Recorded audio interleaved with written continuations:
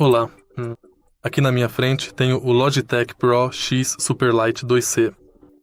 Neste vídeo vou mostrar como mudar o perfil de usuário.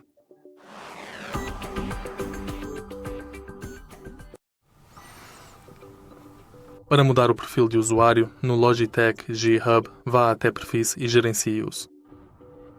Adicione jogos e aplicativos, navegue, selecione o jogo ou aplicativo e toque em Adicionar.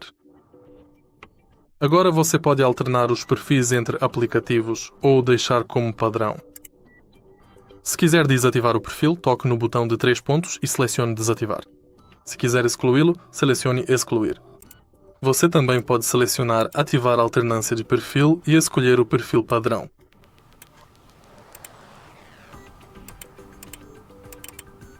Se este vídeo foi útil para você, por favor, deixe seu like, comente e se inscreva no canal.